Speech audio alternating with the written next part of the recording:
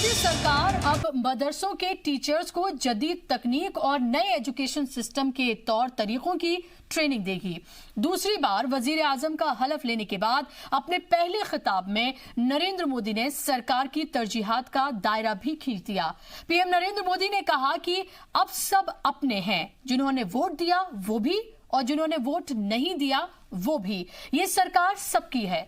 मरकजी वजीर मुख्तार अब्बास नकवी ने कहा कि मदारिस के टीचर्स को खास ट्रेनिंग दी जाएगी ताकि वो अपने तलबा को तकनीकी तौर पर भी तैयार कर सकें। उनको लेसनियात के साथ साथ science, computer, internet, e learning और स्मार्ट एजुकेशन सिस्टम से जोड़ सकें। इसके लिए मरकजी बजट में अलग से इल्तिजाम भी होगा ताकि स्कीम जल्द से जल्द अमल में आ जाए।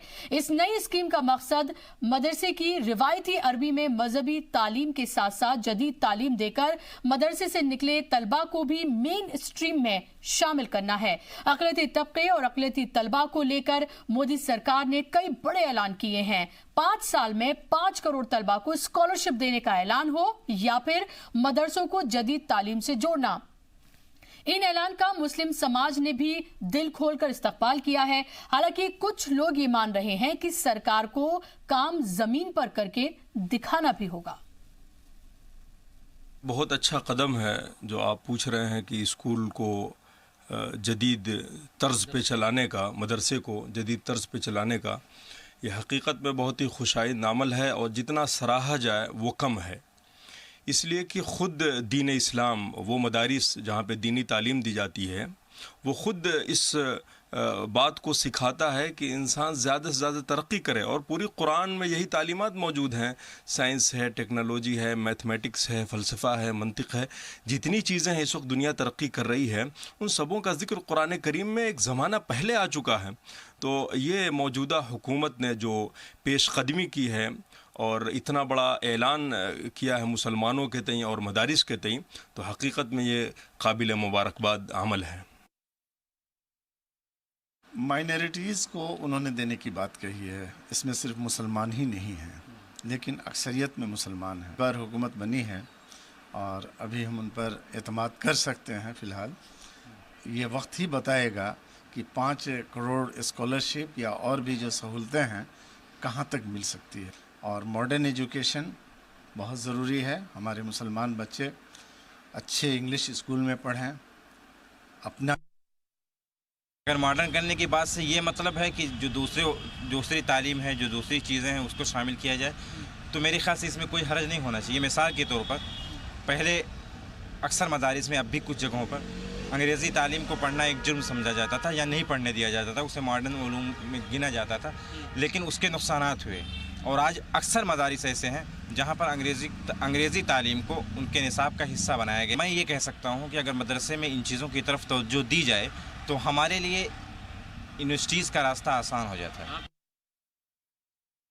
देखिए, जो आधुनिक शिक्षा है वो ज़रूरी है। चाहे मदरसा हो, मदरसों को लोग मानते हैं वहाँ पे जो आधुनिक शिक्षा है नहीं है, लेकिन हमें ये देखना होगा सरकार की मंशा क्या है, सरकार किस तरह से आधुनिकीकरण करना चाहती है, सरकार क्या, उनके मापदंड क्या है, उसमें क्या जो है लागू करना चाहती है। जहाँ तक मुझे पता है कि मदरसों में, मैंने देखा मदरसों में, बहुत सारे मदरसों में जहाँ तक मुझे पता है कंप्यूटर की भी शिक्षा दी जाती है, वहाँ पे आधुनिक शिक्षा भी दी जाती है। लेकिन हमें ये देखना होगा सरकार चाहती क्या है, सरकार किस तरह की आधुनिकीकरण करना चाहती है।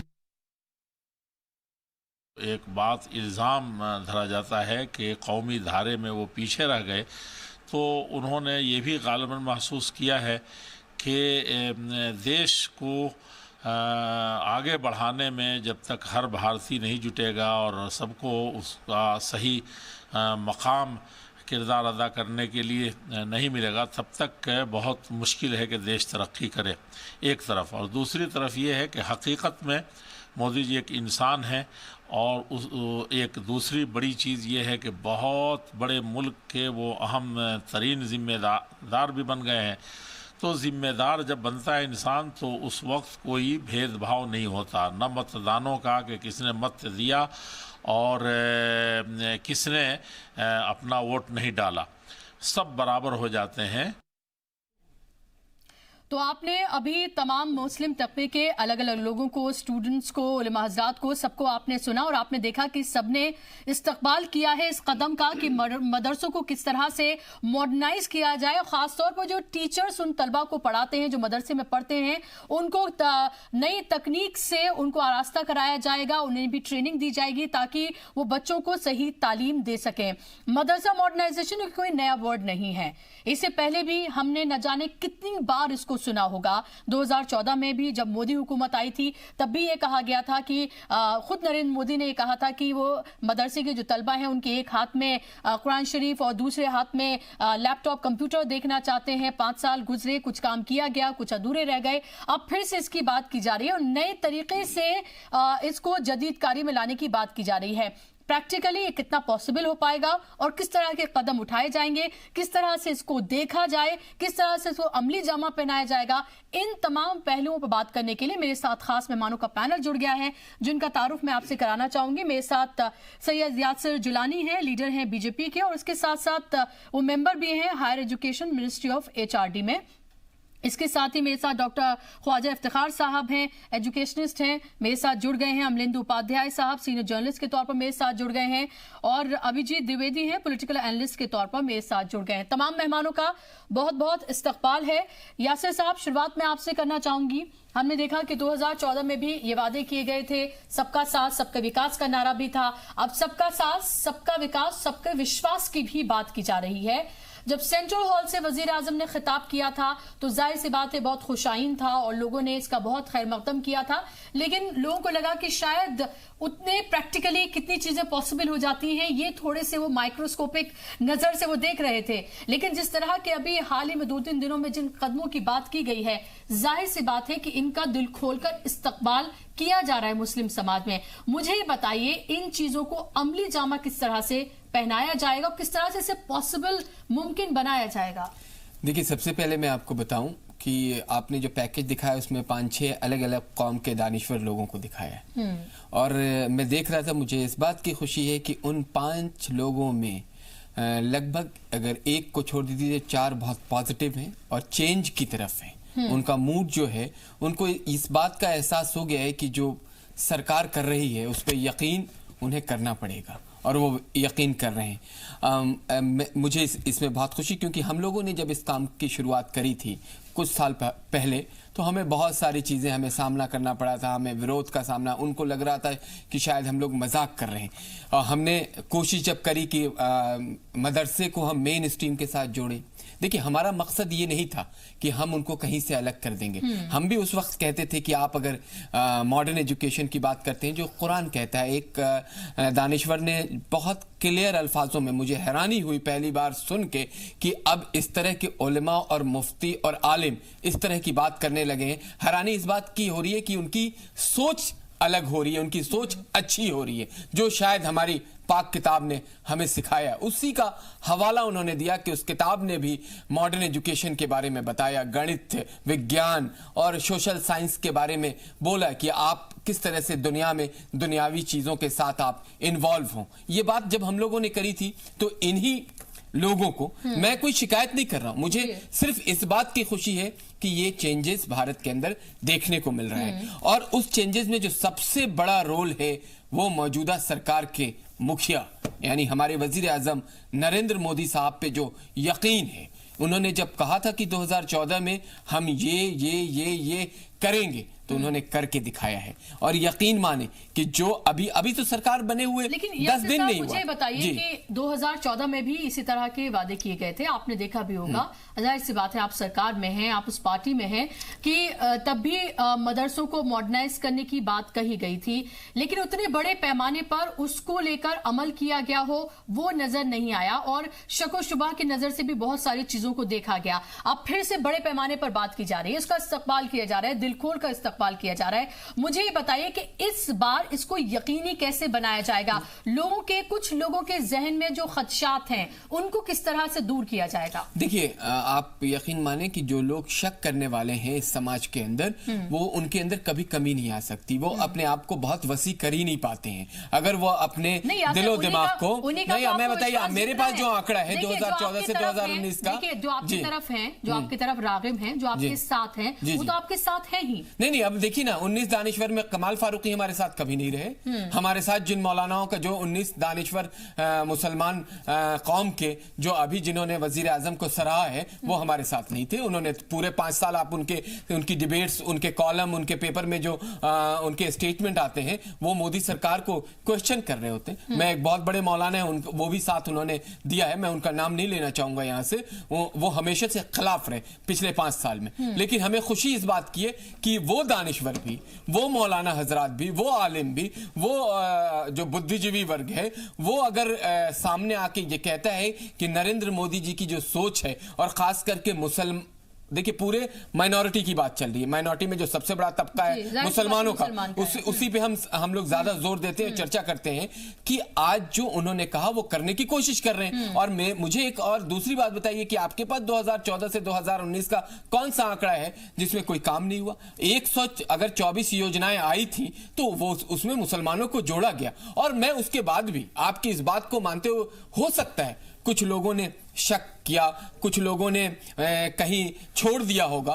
यकीन माने कि जो लोग छूट गए हैं 2014 और 2019 के हमारे कार्यक्रम में, उन्हें 2019 से 2024 में जोड़ने की कोशिश ये सरकार करेगी। क्योंकि इस सरकार का जो मंसूबा है, सबका साथ, सबका विकास और अब सबका विश्वास, उस विश्वास को लोगों के बीच में ले जाना है, उन्हें यकीन दिलाना है। और जो आप बार बार यकीन की बात कर रही हैं, यकीन मानिए कि 2019 से 2024 तक हम सिर्फ एक ही चीज पे हम लोग काम कर रहे हैं, जो हमने सबसे पहले कहा, एजुकेशन, एम्प्लॉयमेंट, और उसके बाद हम कोशिश करेंगे कि हर तरीके से, हर फील्ड में, हर जो बिंदु है जो समाज में मुसलमानों को जहां रख के उन्हें मजबूत किया जा सकता है, वो मजबूत किया जाएगा। अमलेंदु जी, मुझे ये बताइए कि जब से इस तरह की बातें कही गई हैं, चाहे वजीर आजम की बात करें या फिर मुख्तार अब्बास नकवी की तरफ से बातें कही गई हैं, मैंने सोशल मीडिया पे देखा, अलग अलग प्लेटफॉर्म पे देखा कि इसको क्रिटिसाइज भी किया जा रहा है। ये भी कहा जा रहा है कि इसलिए तो हमने बीजेपी को वोट नहीं किया था कि वो मुसलमानों की इस तरह से हमदर्द बनकर सामने आए। मुझे बताइए कि ये भी माना जाता है कि मुसलमानों ने वोट नहीं किया है बीजेपी को। ये कहा जा रहा है कि इस बार 5 से 7% वोट किया है, कुछ इससे बढ़ चढ़ कर बता रहे हैं। जब वो मुसलमान, उनका उस तरह से वोट बैंक नहीं है, उसके बावजूद भी उन्हें खुश करने की, उनको अपने साथ रखने की जो कोशिश की जा रही है, आप इस कदम को किस तरह से देख रहे हैं? देखिए, असल में अभी तक जो परिभाषा हुआ करती थी, अगर वो आपका वोट बैंक है और आप उसके लिए काम कर रहे हैं तो वो तुष्टीकरण होता था। और अब जो है, जो आपका वोट बैंक नहीं है, अगर आप उसके लिए काम कर रहे हैं तो उसका विकास होता है। तो परिभाषाएं बदली हैं, चूंकि देश बदल रहा है, नया युग आ रहा है, तो वो परिभाषाएं उस तरीके से बदल रही हैं। लेकिन इसमें कोई शक नहीं है कि इस तरीके की योजनाएं जो हैं, जो सरकार ने घोषणा की है, इनका स्वागत किया जाना चाहिए। और अगर ये वास्तव में धरातल पर उतरती हैं, ज़मीनी स्तर पर इनका काम होता है, तो निश्चित तौर पर मैं समझता हूँ कि एक बड़ा परिवर्तन जो है वो एजुकेशन सिस्टम में, और ख़ास तौर से जो अल्पसंख्यकों की शिक्षा है उसमें देखने को मिलेगा। लेकिन इसके साथ साथ चिंता दूसरी भी पैदा होती है कि एक तरफ तो ये चीज़ें हो रही हैं, मतलब आप मदरसों को मॉडर्नाइज करने की बात कर रहे हैं, मतलब मदरसों को ही क्या, अल्पसंख्यकों की जितनी भी संस्थाएं हैं उनको। और दूसरी तरफ जो सबसे बड़ा अल्पसंख्यक इदारा है अलीगढ़ मुस्लिम विश्वविद्यालय, उसको लेकर के अल्पसंख्यकों की अपनी चिंताएं बनी हुई हैं। तो ये जो बीच की खाई है अविश्वास की, मुझे लगता है इसको भी पाटना चाहिए और इसको भी जो सबका विश्वास में लेना चाहिए। लेकिन कुल मिलाकर के अगर ये योजनाएं सही हैं, मतलब वास्तव में इनको लागू किया जाना है, अगर ये सब घोषणाएं नहीं हैं तो इनका स्वागत किया जाना चाहिए। और मैं समझता हूँ कि ये सिर्फ मदरसों या अल्पसंख्यक संस्थाओं पर ही नहीं, बल्कि जो बहुसंख्यकों की भी संस्थाएं हैं, स्कूल हैं, हमारी संस्कृत पाठशालाएं हैं, इस तरीके के जो और भी जो चलते हैं, वहाँ भी इस तरीके की जो है वो तरक्की जो है वो होनी चाहिए। और इसमें कोई भेदभाव मुझे लगता है कि नहीं होना चाहिए। ठीक है, अभिजीत, आप किस तरह से देखेंगे, क्योंकि अभी एक वाजिब सवाल तो उठाया है अमलेंदु जी ने कि विश्वास जो है ना, जो यकीन जो वर्ड है, ये बहुत भारी भरकम वर्ड है। ये बहुत सालों में बनाया जाता है, पल भर में टूट जाता है, और शायद ये यकीन जीतने की जो कोशिश की जा रही है, आपको क्या लगता है? जाहिर सी बात है, पल भर में तो जीता नहीं जाएगा, ये इसमें वक्त लगेगा, लेकिन क्या इसके कुछ नुकसानात भी हो सकते हैं बीजेपी को? देखिए, सबसे पहले तो मैं इस चीज़ का स्वागत करूंगा कि जिस तरीके की पहल सरकार ने की और जिस तरीके से वो फ्रंट फुट पे आके इस बात को कह रहे हैं और उसके लिए प्रयास कर रहे हैं। तो सबसे प्रमुख उनकी शुरुआती घोषणाओं में जिस तरीके से उन्होंने बात कही, उसका हमको स्वागत करना चाहिए। मैं खुद विश्वविद्यालय में पढ़ता हूँ और अब JNU में जब मैं आसपास अपने लोगों से पूछ रहा हूँ, और खासकर मुस्लिम छात्रों से पूछ रहा हूँ जो मदरसे से पढ़ के आए हैं, कि आप इस मूव को कैसे देखते हैं, आप इसमें जो परिवर्तन और स्थिति को कैसे देखते हैं, तो आपको जानकर हैरानी होगी कि उनकी एक बहुत बड़ी समस्या वो ये थी कि वो पढ़ के तो आते हैं मदरसों से, लेकिन वो जो नए तरीके की तालीम है या जो शिक्षा में या नौकरियों में उनकी जो संभावनाएं हैं वो पूरी तरह से खत्म रहती हैं। या वो कहीं से पढ़ के आते हैं, आलिम या मौलवी बन के आते हैं, उसकी आगे की पढ़ाई वो कैसे करेंगे, उन्हें दिक्कत आती थी। तो उन्हें लगता है कि एक बड़ी पहल है, और इस पहल में अगर वास्तव में कदम उठाए जाएंगे, जो कि जैसे कि प्रधानमंत्री मोदी का जो इतिहास रहा है कि काम करने का, जो वो कहते हैं वो करते हैं, उस डिलीवरी को बहुत सारे माध्यमों से इंश्योर करते हैं, तो उसके कारण लोगों में एक विश्वास है। जहां तक देखिए कि लोग जो है ना कंफ्यूज करना चाहते हैं, अमलेंदु जी ने जैसे इसको फिर एक दूसरी तरीके की डिबेट में ले जाने की कोशिश की, वास्तव में जो है वो ऐसा नहीं है। आप अगर देखिए करते क्या है, आप सच्चर कमेटी बनाते हैं, उसमें आपको पता चलता है कि मुसलमानों की स्थिति बहुत खराब रहती है। उसके बाद MA फातिमी साहब जो तत्कालीन जो है minister of education MHRD state थे, वो उनकी कमेटी बनाई जाती है, वो कुछ बातें कहते हैं लेकिन कुछ करते नहीं है। करते क्यों नहीं? क्योंकि वो कुछ विशेष कट्टरपंथी तत्व जो बैठे हुए हैं उनसे डर जाते हैं, और जो एजुकेशन में वास्तव में रिफॉर्म करना चाहिए, जो मुसलमान युवा की, युवती की और जो उस युवा वर्ग की आवश्यकता है, उसको भूल जाते हैं, क्योंकि उनको अपना वोट बैंक दिखता है, क्योंकि उनको ये लगता है कि जैसे मोदी जी ने कहा ना कि एक हाथ में कुरान शरीफ, एक हाथ में कंप्यूटर, तो वास्तव में आज जो मुस्लिम छात्र है उसके मन में, जो खासकर मदरसे में पढ़ा हुआ है, उसको दोनों चीजें दिखती हैं कि हमें हमारी जो स्पिरिचुअल एजुकेशन है या हमको थियोलॉजी जो पढ़नी है, से निकलने वाले खाली मौजिन, इमाम और इसी तरह से क्यों ना वो डॉक्टर, इंजीनियर, वो भी अधिकार उनका होना चाहिए, वो भी अधिकार उनका रहेगा, बन सकते हैं। देखिए, वो उनका अधिकार उनका रहेगा कि वो क्या पढ़ना चाहते हैं। अगर वो वास्तव में आगे जाके स्पिरिचुअलिटी में जाना चाहते हैं, वही काम है, वो उनके पास अधिकार रहेगा, बट उनको ये भी अधिकार होना चाहिए कि वो नई व्यवस्थाओं के लिए भी, लेकिन उनके पास वो चॉइस होनी चाहिए, वो चूज कर सके, इस तरह की तालीम तो कम से कम उन्हें मिले। ख्वाजा साहब, अब मैं ये देखती हूँ कि जब हम पिछली बात करते हैं, जो मदरसे हुआ करते थे, जो उनका स्टैंडर्ड हुआ करता था, हम बात कर रहे हैं, चाहे हम देवबंद की बात करें, वहां से किस तरह से जंग आजादी की बात करें, तमाम चीजों में हमने देखा जो बड़े बड़े नाम निकला करते थे, वो तमाम चीजें अब बिल्कुल देखने के लिए नहीं मिलती हैं। मदरसों का जो मयार है, हर गुजरते दिन, साल, महीने के तौर पर हमने देखा कि वो गिरता ही गया है। इसका क्या रीजन आप देखते हैं? और इस जो मॉडर्नाइजेशन की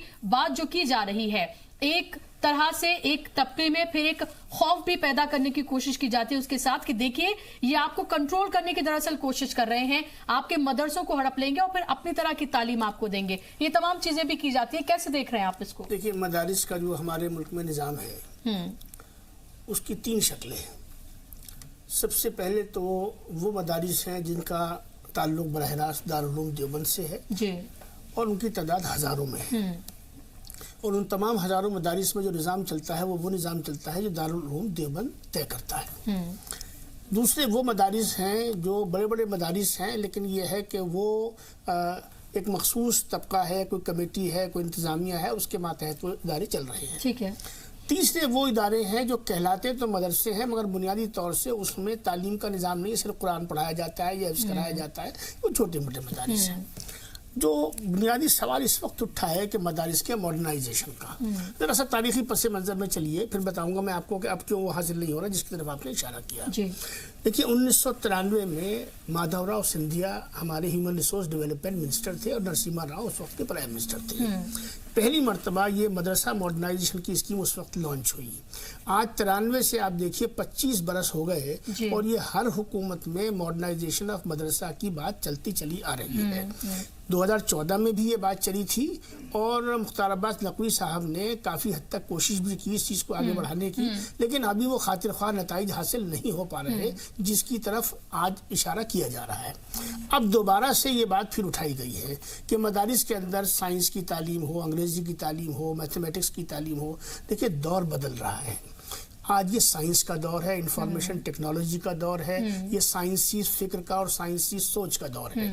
अगर आप ज़माने के तकाज़ों के साथ आहंग नहीं होंगे तो आप मिनहसुल कौम और मिनहसुल माशरा आप बहुत पिछड़ जाएंगे और पीछे रह जाएंगे। सरकारें ऐलानात ही करती हैं, सरकारें स्कीमें ही लाया करती हैं। असल बात ये होती है कि जिसके लिए लाई गई है स्कीमें वो अपनी सतह पर किस हद तक उन स्कीमों से फैज़ उठाने के लिए तैयार है और उसके लिए तगदो करने के लिए तैयार है। चीजें घर नहीं आया करती, घर से निकलकर कदम बढ़ाने पड़ते हैं, उस तरफ तब चीजें जाती हैं। आपने जो मेयार की बात की है दीनी मदारिस की, देखिए दीनी मदारिस का मेयार का मामला ये है कि जो मेयारी मदारिस है, मिसाल के तौर पर मैं हमेशा जब मदारिस की बात होती है तो आप साउथ में जाके देखिए, आप हैरान रह जाएंगे किस तरीके के मदारिस और किस तरीके की जदीदकारी वहां पर हो रही है। मैं मरकज़ सकाफत सुन्निया का आपसे जिक्र करूंगा, मैं आपसे जिक्र करूंगा गुलाम दस्तानवी साहब का। गुलाम दस्तानवी साहब के जो इदारे हैं वो medical college, pharmacy college, nursing college, दुनिया भर की तमाम जदीद तरीन तालीम और उसके साथ बेहतरीन मदारिस की तालीम। तो इस दौर में मेरी गुजारिश हुकूमत हिंद से ये होगी कि गुलाम दस्तानवी साहब ने जो दीनी मदारिस के हवाले से जो जदीद कारी का एक नया पूरा का पूरा ढांचा खड़ा किया है उसको हम एक मॉडल माने और उनका उस सिलसिले में ताउन हासिल करें और तमाम हिंदुस्तान के अंदर ईमानदारी के साथ में वो कोशिश हो। दिक्कत कहाँ पड़ती है, मुश्किल दिक्कत पड़ती है कि ministry of information, ministry of human resource की जो स्कीम है वो ये है कि मदारिस अपने तौर पर साइंस का टीचर रखेंगे, अंग्रेजी का टीचर रखेंगे, मैथ्स का टीचर रखेंगे, कंप्यूटर का टीचर रखेंगे और उसकी जो तनख्वाह है वो तनख्वाह मदारिस नहीं देते बल्कि वो मिनिस्ट्री के जरिए से वो दी जाती है। अब अगर इस निज़ाम को चुस्त दुरुस्त कर दिया जाए तो वहाँ अच्छे असातिज़ा मिलने शुरू हो जाएंगे और जब उनको बर वक्त तनख्वाह मिलेगी, पिछले दिनों आप ही ने एक प्रोग्राम किया था जिसमें ये बात सामने आई थी कि उनको 2.5-3 साल से तनख्वाह। यही मेरा सवाल यासिर साहब से, मैं आपके पास लौटूंगी। यासिर साहब, ये अच्छी बात है, ये कदम उठाया जा रहा है और पहले भी मैंने इसीलिए जिक्र किया कि 2014 में भी इस बात का जिक्र किया गया था, ये बात कही गई थी। लेकिन आप ये देखें कि यूपी में जो मदरसों के हालात जो दरअसल हुकूमत से एड लेते हैं या जहां पर किताबें जो है, ये कहा गया था कि एनसीईआरटी का जो है वो कोर्स वहां पर नाफिज किया जाएगा, वहां किताबें टाइम पर नहीं पहुंची, वहां पर लोगों के पास जो सहूलियात होनी चाहिए थी वो नहीं पहुंची और यहां तक कि 3-3 साल तक जो मदरसे के टीचर्स थे जिन्हें मॉडर्नाइजेशन के तहत भर्ती किया गया था उनको उनकी सैलरी तक भी नहीं मिली। तो आप ये बताइए कि अगर इस तरह के हालात आप रखेंगे तो कैसे वो टीचर्स उन बच्चों को पढ़ाएंगे? और इस बार 2014 से आखिर क्या ऐसा मुख्तलिफ है जो आप ये कहना चाह रहे हैं कि एक बार फिर से यकीन किया जाए, हम फिर से एक बेहतर निज़ाम कायम करने की कोशिश करेंगे? देखिए, आप जो बात कह रही हैं कि कुछ जगहों पे कुछ कमियां रही हैं पिछले, मैंने पहले सेगमेंट में भी माना है इस बात को, लेकिन हम लोग भी कोशिश कर रहे हैं कि जैसे मदरसा आधुनिकरण के जो शिक्षक हैं जिनको अभी तक सैलरी नहीं मिली है उनकी सैलरी मिले। लेकिन ये जो चीज़ें कही जाती हैं बार बार कि मदरसों में ये एड नहीं मिला, वहाँ नहीं पहुंची, उनकी किताबें नहीं पहुंची, ये कहीं ना कहीं जरा से उसको करेक्ट करने की जरूरत है। नहीं, ये जमीनी सच्चाई है यासिर साहब। एनसीईआरटी की जो बुक्स थी जो उन्हें पहुंचनी चाहिए थी, जिसके तहत कोर्स उनके पास जाना चाहिए था, वो उनके पास बुक्स नहीं पहुंची। कई बार जो इंतजामिया मदरसा है और वहाँ पे जो लोग काम देख रहे हैं, वहाँ देख रेख करते हैं, वो भी वहाँ तक नहीं पहुँच पाते हैं। अब आप सरकार आपसे वादा करती है, आपको स्कीम दे रही है, तो आप वहाँ तक पहुँचने की कोशिश तो करें।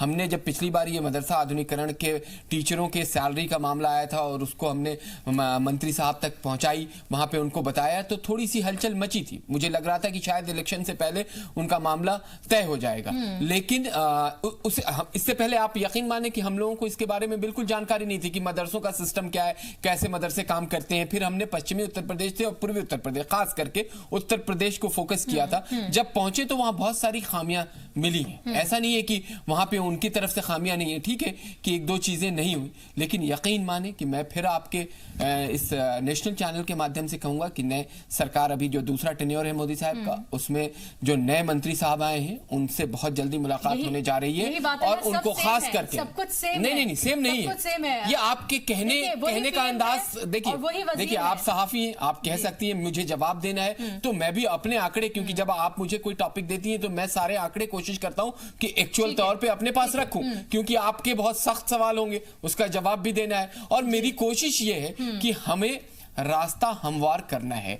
हम ये नहीं कोशिश करें कि हम इस बहस में अपने आने वाले जो जनरेशन है उसके मुस्तकबिल को यहाँ पर चाहे पॉजिटिव बात कर रहे हैं और हम ये चाहते हैं कि जो कदम उठाया गया है उसका फायदा लोगों तक पहुंचे। नहीं, वो लेकिन जो जायज सवाल है उसके साथ जुड़े हैं उनको भी उसी तरह से उठाया जाएगा। मैं आपके सवालों का हमेशा स्वागत करता हूँ। आप अगर सवाल नहीं उठाएंगी तो हमारे अंदर वो जज्बा, वो जुनून जो है वो कैसे आएगा।